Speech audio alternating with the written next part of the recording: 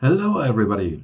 Today we are at another instance of AIOps Explained, and I am here with Joshua Suckling. We are going to explain the UI extensions. This is going to be a three-part, and this is the first.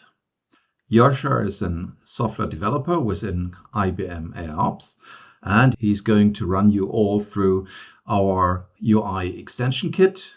So this is the first part, and let's reveal what is the rest of the whole thing. And for that, we have prepared a few slides. Here they are. So dashboarding can be done in two ways within IBM AIOps. The first one is the Cognos Analytics Toolkit, and that is a package which is separately available within AIOps. So you do get entitlement with the AIOps licenses, but you need to install this separately. And the second method to create dashboards is via the UI Extensions Toolkit. This is again something you need to install separately. So after the installation of AIOps, you can add the UI Extension Toolkit, and that is accessible via GitHub. How and where and how to do it, this is part of the three-part here. And today we're going to start with where are the repos, how to get the stuff installed, what to do, what to think about the cluster setup. The second part is running you through a sample dashboard, and the conclusion of the three-part is a detailed look into the toolkit, giving you more details in what you can do, what you could do, and what it's all about. So after this short introduction, I'm going to hand over to Joshua. But before that, let's conclude this agenda setup. So Joshua is going to run you through the majority of this video.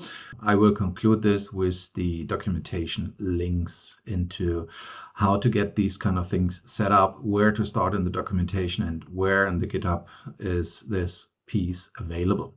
So with that, we have set the scenes. So we are now here in the first part, the repo getting started and the cluster setup and yada, yada, yada, all that. Over to you, Joshua. Have fun and take it away. Hi folks, and welcome to this Cloud Pak for AIOps video.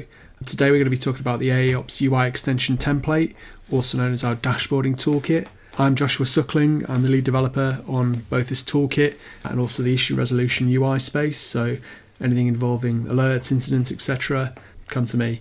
This is the start of a sort of three-part mini-series. The first part is to do with the repo itself, which we'll show in a minute. Sort of getting started with it, getting your cluster set up, and effectively like publishing the examples and kicking things off. The second part is going to be a run through of an example I've built myself and just sort of showcasing some of the power of the toolkit and what you can achieve. And then the third part is going to be a more in-depth look about the sort of composition of the example I built, what you can do with it yourself, how you can sort of extend and prototype things on the fly, a sort of deeper dive into actually using the toolkit day to day. So the repo mentioned is available here in our public IBM GitHub. Obviously anyone with an account can get on and access this. But in fact, you don't actually need an account. You will do if you want to try and clone and make any changes, etc. But yeah, this just gives a sort of brief overview in the README here. We'll talk about that in more detail once we've got it locally. This is the place to come for the toolkit. If you want to make some extensions to this yourself, if you want to publish any new ideas you've got, or it may even be fixes, it could be enhancements, whatever you've got, then feel free to open a pull request and someone from the team will review it in due course. I will say that in the video you're going to see at the time of recording, I've got a few changes to the repository myself locally. These will be published in due course. If you see any issues between what you've got running versus what I'm doing, feel free to reach out. If they're not corrected already, then there will be in due course. So what I'm going to do is I'm going to clone it locally. I'm not going to show this now, and then we'll pick it back up from within the repo in VS Code. Looking at the repo itself, as you can see, there are a few key sections that are called out. You've got the components section, which includes the components for the different panels that we've got. The examples there too, but obviously you can build your own components out here if you want to. There's a data section, and that just sort of talks about this particular hook we provide that allows you to get to some of the data that we provide. That includes the sort of alert data, incident data, and also some topology data too. And there are details in there of the different queries available. And then you've got the sort of routes section, and this defines like the different routes that you're going to put it into your instance for the different pages and panels that you want to show. And then also the examples section, as mentioned, we provide some examples, and this includes the code and various bits and pieces for those. And then, the key bit, ready to start building, which we are. And this takes you to another document that's got more information in it. Okay, so into the Getting Started guide, the first thing you'll see are some simple prereqs. Now, the first one is obviously pretty important, having a Cloud Pak for AIOps cluster. We've got one and we're ready to go there. We need node 18, and if I just check locally, I've got 18 running, ready to go. We also need the OpenShift CLI, which again I've got locally. I am already logged into my cluster as well. You will need to do this, but it is detailed in the steps further down. Okay, so we've got the pods, so we know we've got OC on the command line, and we're ready to go on that front. The step-by-step instructions. The first one is to fork this repository. We've already done that. I'm inside my local copy of it here. I have got a few changes, as mentioned. There's various bits and pieces I've added for development work, plus a few changes to the README and Getting Started guide, which will be published back to the repo. So this may look a little bit different to the current version you're viewing at the time of watching this vid. The next step is to install the dependencies. I don't need to do that because I've already run it myself, but as a result of that, I've got the node modules here populated with all the dependencies. And then on to step 3, we need to create an API key. So there's just a quick note here that obviously if you're sharing your Cloud Pak for AIOps user account with somebody else, whether it's another developer or something, you need to make sure that you speak to them first if they're also using the API key, because when you generate a new one, it will revoke the original. So I'm just going to go into the cluster and show you how to do that now. So I'm inside my AIOps UI at the home page. I can go to the user account in the top right, click Profile and Settings. I can go API key, generate new key, and again there's a warning here stating that the current key would be invalid. I'm just going to go ahead and hit Generate, and I've got a new key now here ready to use. So I'm going to hit Copy. I'm going to go back to my VS Code environment, and what I'm going to do is I'm actually going to take a copy of that in this little file I've made. You can do this yourself too if you wish. But it's a useful place to put in a couple of key bits and pieces that you'll need for the process. So the API key's in there, the pull secret's in there as well, and we'll talk about that in a sec, and the URL for the cluster. Moving on to step 4, inside the repository, create a file named target.json and use the following format. It basically gives you the block here that you need. I've created a file here myself, target.json, and I've pasted that block in, plus I've already populated it with some of the values. So the URL is just the standard CPD URL for the cluster, i.e. the same one that you'd use to access the cluster yourself.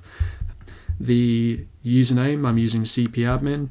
Obviously use your own and make sure you use the same API key that you created with that user. So I'm just going to take the API key that we just created here, copy that, paste it into here, and then the tenant ID is just going to stay as the default tenant ID or the standard tenant ID. And then the bundle name, alerts examples, we're also going to leave that as the example states. If you modify that, you're going to have some issues with the bundle later. We'll talk about that in more detail. Okay, so moving on then to step 5 now. We can enable the dashboard extension feature on the cluster. So the first step is to log in. We've already done that. As you've seen, I'm logged into my cluster at the bottom. And the next thing to do is then patch the AIOps UI instance. Now in here, we'll just take a copy of the command ourselves, paste it into the terminal at the bottom. You're going to need 2 things working backwards. One is this AIOps namespace, and I know that my namespace is AIOps, so I'm going to substitute that in. And the second one is the pull secret. Now for my development cluster, I've got a default Docker config secret here that I can use. So we'll just take that, paste that back in. For yourself, you just need to speak to your administrator or whoever did the install and find out what pull secret to use. With those in place, I can hit return, and instantly it's patched this AIOps UI instance. It says no change for me, and that's because I have just run this previously with the pull secret. So yeah, I know I'm ready to go. Otherwise, it would just say patched without this block at the end. Okay, so the next thing we need to do is then run this enable script. So if I go in here with this command and again substitute in my namespace and hit return, this will now perform a series of steps to actually get the cluster ready to go. It's done a patch of a config map. It's now recycling some pods so that they will take the changes we made. And yeah, once this is done, we'll be ready to go. This can take a couple of minutes. In the meantime, what we're going to do is just talk about the next step briefly and talk about what this is actually deploying, or will be deploying, sorry, in the next step. Inside the repository, you'll see we've got various folders. Inside the source folder, we've got all the different panels and components and such that are used for the bundle that gets uploaded. If we start at the index folder, and in fact at the bottom here, you can see we register all these custom panels we've created, including one that I've created myself at the bottom. And from here, you can then sort of step through and work out what are the different pieces involved. So let's take a look at alerts workflow, for example. It registers this panel here, named alerts workflow, and then further up in here, you'll find where the actual panel itself is exported, and it refers to a particular sort of panel component.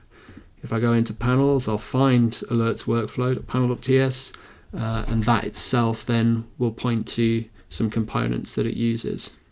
I'm not going to go into any more detail here now. We'll sort of step through that when I talk about how I built my own panel. But yeah, that's just a brief outlook on what you've got. So those different panels that are registered here, this is what we're including into the bundle. Additionally, when we do the deployment, it will also use this routes.json file here. You'll see I've got another copy with some modifications and such, but this routes.json is sort of as it is out of the repo when you begin. What you'll see inside the spec is this menu routes section, and effectively this is creating a sort of new category within the menu full of these different routes. You'll see again we've got alerts workflow in here along with a few other examples, and then each of these refers to a specific route in the routes section below. So again, using alerts workflow as our example, you can see it's got the path that matches the path given here in the routes collection, and then within that it's got various different regions. This one has a left and a right region. The left one is pointing to this alerts workflow panel ID, and that matches up with the panel that we registered over here in the index.js file earlier. So if we go back to routes, it also references a bundle path, and this is effectively the bundle that's been uploaded to the cluster or will be uploaded to the cluster. And you will note this name here, alerts examples. This should be familiar because this matches the bundle name that we provided in the target JSON file earlier. If you want to change this for any reason, you'll just need to make sure that everything matches up in the path here. You'll see alerts examples and then alerts examples bundle.js. You'll need to sync all those up. Also in the right region, you'll see we've got this AIOps panel, alert viewer. What you can do is for an AIOps panel, you can provide 3 different options. You've got the alert viewer, the instant viewer, and also the topology viewer. And so you can actually use those AIOps components directly in your custom panels. Obviously a title as well to go with, and that's what you'll see in the menu later on. Okay, so whilst we've been talking, you can see now all the pods are ready, and so we should be able to move on to the next step. Now, before we do that, before we actually try and do the deployment, we just want to make sure that the cluster itself is in the right state. I know it says all pods are ready here, but we just want to double check that we've got the bundle API ready so that we can actually do the upload. So what I'm going to do is I'm going to go into my OpenShift environment and have a quick look. Okay, so I'm in the OpenShift window here. Just going to do a quick check for bundle, and you can see now that we've got this bundle API. This didn't exist earlier. This has just come as part of the deployment and part of the enablement state that we did. And you can see it was created literally 3 minutes ago. So it's now ready for action. Okay, so with all that checked out, we're now ready to move on to the next step, which is to actually do the deployment. So I'm going to copy this command, paste it in here, and then substitute in the AIOps namespace again, and then hit return. So what this is doing is it's building the code we've got locally, turning that into the bundle we need, and then that bundle will be uploaded into the cluster and ready for use. What that means is once it's on the cluster, you won't need to be running anything locally in terms of a dev environment or anything else. Once it's there, it's available for use, and yeah, you can keep accessing it and using the panels you've pushed up there. Okay, so as you can see, it's created the examples. It's created this UI extension, which we can talk about later in my other video. But this is sort of a server-side copy of the roots file that is used to sort of configure other parts of the cluster for navigation and the panel loading. And then, yeah, as said, you just need to wait a minute until the examples are ready, because once that configuration's been uploaded, the cluster just needs to sort of reconcile and make sure that everything's ready from a pod perspective. Okay, so what I'm going to do is go back into the cluster. I'm just going to hit refresh here. And we'll now see in the menu, we've got this example dashboards collection. And this is the category that we saw in the routes.json file earlier with the various different examples. Let's go to alerts workflow because we talked about it before. We can click on the link. We just give it a second and you should see our example. Okay, just did a bit of refreshing there, but no, we're now ready for use. So you can see on the right hand side, we've got an alert list. It is the same alert list that you see in the product. You've got access to the filters, views, etc., and the configuration. And then we've also got this little panel on the left hand side, which is effectively the panel that we created or is created inside the toolkit. What this provides you is a few different sort of filters and then a sort of workflow of the state of those different different values for the filter. So in all, it's just showing all alerts, and it will show you new alerts, acknowledged alerts, and then also ticketed alerts. In this case, it's just saying there's 58 new, and as you can see, we've got 58 alerts. I haven't acknowledged any, and I know there's non-ticketed either, so that makes sense. And then if I expand it, I can actually get a breakdown of the different severities that are involved. So you can see there's one critical alert, that's also in the new state, of course, the 4 warning alerts that you can see, and then also the others that are information. You could split this up by different categories. So these are the ones we provide out of the box. So resource, for example, we can hit that. As you can see, there's quite a lot of sort of random little resources. But as you scan further through, you'll see some more from this sort of basic demo set we've got and the sort of different severities and states. If you look at the alert list, as said, we've got all these sort of random resources here. But if you had multiple alerts from the same resource, this workflow example would make more sense. There we go. That's it. The cluster has got the examples ready from the toolkit. You can use these in operations, of course, if you want. But obviously, the likelihood is you're going to want to customize and build your own examples that make sense for your use case. So yeah, thanks for watching and look out for the next video. Thank you, Joshua. This was really impressive.